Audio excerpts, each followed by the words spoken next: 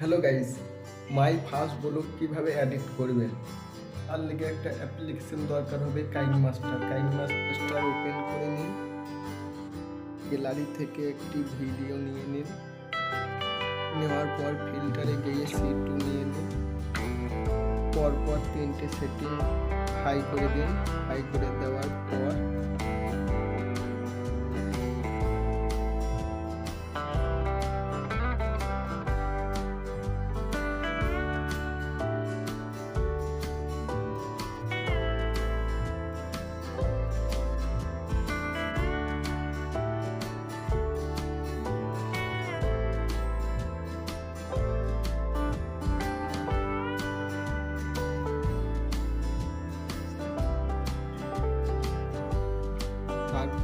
তোমাদের কথার মতন সাজিয়ে নেবে।